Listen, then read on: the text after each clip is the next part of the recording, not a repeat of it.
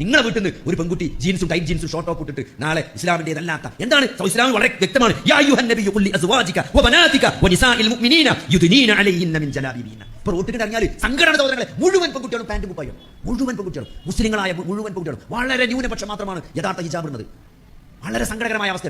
വിശുദ്ധ ഖുർആനിൽ ഇസ്ലാമിൽ അഭിപ്രായ വ്യത്യാസമില്ലാത്ത വിഷയമാണ്, മദ്ഹബിൽ തർക്കമില്ലാത്ത വിഷയമാണ് സ്ത്രീ ഹിജാബ് ധരിക്കണമെന്നത്. അവരുടെ മുഖമക്കന മാറിലൂടെ തൂങ്ങി വെക്കണമെന്നത്, അവരുടെ കഴുത്ത് കാണാൻ പാടില്ല, അവരുടെ ശരീരത്തിന്റെ ആകാര വടിവ് പ്രദർശിപ്പിക്കാൻ പാടില്ല. ആ മക്കൻ എന്ത് ചെയ്യണം? അത് തൂങ്ങി ഇങ്ങനെ കിടക്കണമെന്നാണ്. ശരീരത്തിന്റെ ഒരു ഭാഗം അതിന്റെ ഒരു ഷേപ്പും പുറത്ത് കാണാത്ത രൂപത്തിൽ അവരുടെ മേൽ മൂടുപടങ്ങൾ തൂക്കിയിടട്ടെ എന്ന് വിശുദ്ധ ഖുർആനിന്റെ ആയത്താണ്. അതെങ്ങനെ ദുർവ്യാഖ്യാനം ചെയ്യാൻ പറ്റില്ല. അതിൽ കാലങ്ങളായിട്ട് ഇസ്ലാമിന്റെ ശക്തമായ പൈതൃകമുണ്ട് എങ്ങനെ ഹിജാബ് ഇടുക എന്നതിനെ കുറിച്ച്. അതുകൊണ്ട് അത്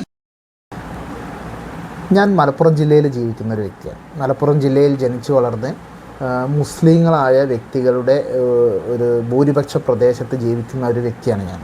ഇവിടുത്തെ മുസ്ലിങ്ങളായ മനുഷ്യരെ കുറിച്ച് പറയുകയാണെങ്കിൽ ഏറ്റവും നല്ല മനുഷ്യർ, വളരെ മാനവിക മൂല്യങ്ങളുള്ള, മനുഷ്യ സ്നേഹമുള്ള, എല്ലാ മനുഷ്യരോടും നല്ല സ്നേഹമുള്ള, സാമ്പത്തികവും സാമൂഹികമായും ഒക്കെ മറ്റുള്ള ആളുകളെ സഹായിക്കാനൊക്കെ വളരെയധികം തയ്യാറായിട്ടുള്ള ആളുകളാണ് ഇവിടുത്തെ വിശ്വാസികളായ മനുഷ്യർ. ഇപ്പോൾ നമുക്കറിയാം, മലപ്പുറം ജില്ലയിലൊക്കെ ഏതെങ്കിലും ഒരു വണ്ടി ആക്സിഡൻ്റ് ആവുകയോ അങ്ങനെ എന്തെങ്കിലുമൊക്കെ സംഭവിച്ചാൽ കയ്യും മെയ്യും മറന്ന് അവിടുത്തെ ആളുകൾ സഹായത്തിന് ഒരുങ്ങും. ഇപ്പോൾ ഇവിടെ എയർപോർട്ടിൽ ദുരന്തം ഉണ്ടായ സമയത്ത്, കൊറോണ സമയത്ത് നമുക്കറിയാം, ആ പ്രോട്ടോക്കോൾ പോലും മറന്നുകൊണ്ട് ആളുകൾ ആ ഒരു സഹായത്തിനായി പ്രയത്നിച്ച രംഗങ്ങളൊക്കെ നമുക്കറിയാം. അപ്പോൾ വളരെ നല്ല മനുഷ്യരായിട്ടുള്ള ആളുകളാണ് ഈ എൻ്റെ ചുറ്റുപാടുള്ള വിശ്വാസികളായിട്ടുള്ള ആളുകൾ. പക്ഷേ ഈ മതവിശ്വാസം ഒരു മനുഷ്യനെ എപ്രകാരമാണ് അവരുടെ നല്ല മനുഷ്യനെ പോലും ഒരു ചീത്ത മനുഷ്യനാക്കാൻ കഴിയുക എന്നതിൻ്റെ ഏറ്റവും വലിയ ഉദാഹരണങ്ങളിലൊന്നാണ് ഇപ്പോൾ ഞാനിവിടെ കേൾപ്പിച്ചൊരു വീഡിയോ. ഈ വിശ്വാസികളായ ആളുകളുടെ ഇടയിൽ പല പല പ്രശ്നങ്ങളുണ്ട്. MDMA ഉപയോഗിക്കുന്ന ആളുകളുണ്ട്, വളരെയധികം മോശമായ രീതിയിലുള്ള അസന്മാർഗിക പ്രവർത്തനങ്ങളിൽ ഏർപ്പെടുന്ന ആളുകളുണ്ട്, മദ്രസകളിൽ കുട്ടികളെ പീഡിപ്പിക്കുന്ന ആളുകളുണ്ട്. ഇതൊക്കെ കണ്ടിട്ട് പോലും സങ്കടം തോന്നാത്ത ആളുകൾക്ക് പെൺകുട്ടികളായ ആളുകൾ ജീൻസ് ഇട്ട് പോകുന്നത് കണ്ടിട്ട് സങ്കടം സഹിക്കാൻ പറ്റുന്നില്ല എന്നാണ് പറയുന്നത്. അതായത് ഏതെങ്കിലും ഒരു പെൺകുട്ടി ജീൻസും ഷർട്ടും ഇട്ട് പോകുന്നത് ആ പെൺകുട്ടിക്കുള്ള ഒരു വസ്ത്ര സ്വാതന്ത്ര്യത്തിൻ്റെ അടിസ്ഥാനത്തിൽ ഇന്ത്യ പോലുള്ള ഒരു ജനാധിപത്യ രാജ്യത്തിൽ തനിക്കിഷ്ടമുള്ള രീതിയിൽ മാന്യമായ വസ്ത്രം ധരിച്ചു പോകാൻ ഏതൊരു പെൺകുട്ടിക്കുള്ള സ്വാതന്ത്ര്യമുള്ള പോലെ മുസ്ലിം പെൺകുട്ടിക്കും ആ സ്വാതന്ത്ര്യമുണ്ട്.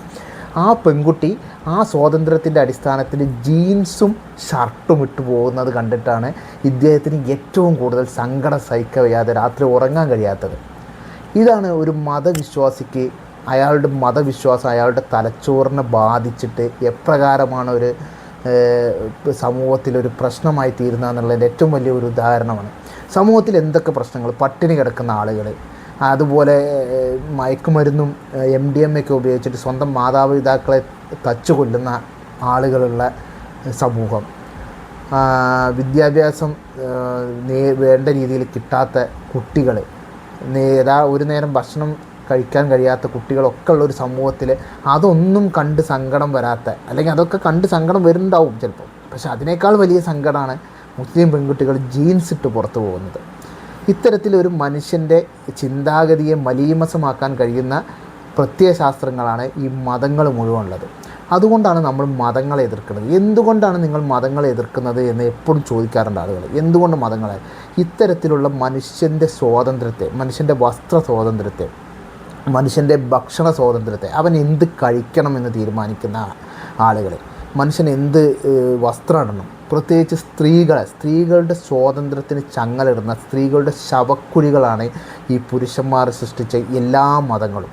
അത്തരത്തിലുള്ള മതങ്ങൾ ഇല്ലാതെയാവുക, അല്ലെങ്കിൽ ആ മതങ്ങൾ നേർപ്പിക്കപ്പെട്ടിട്ട് എല്ലാ മനുഷ്യർക്കും ആധുനിക ജനാധിപത്യ മൂല്യത്തിൻ്റെ അടിസ്ഥാനത്തിലുള്ള സ്വാതന്ത്ര്യവും സമത്വവും ലഭിക്കുക എന്നൊരു ലക്ഷ്യം വെച്ചിട്ട് തന്നെയാണ് നമ്മൾ ഈ മതവിമർശനം നടത്തുന്നത്. അല്ലാതെ വെറുതെ ഈ 6-ാം നൂറ്റാണ്ടിലും അല്ലെങ്കിൽ BC കാലഘട്ടത്തിൽ ഒക്കെ ഉണ്ടായ മതങ്ങളുടെ ഗ്രന്ഥങ്ങളെടുത്ത് വെറുതെ നമ്മൾ വിമർശിക്കില്ല. ഈ മതഗ്രന്ഥങ്ങൾ മനുഷ്യൻ്റെ സമൂഹത്തിൽ സ്വാധീനം ചെലുത്തുന്നുണ്ട്. അത് ഇത്തരത്തിലുള്ള ദുഷ്പ്രവണതകൾക്ക് കാരണമാവുന്നത് കൊണ്ട് തന്നെയാണ് നമ്മൾ അത്തരം മതഗ്രന്ഥങ്ങളെ വിമർശിക്കുന്നത്.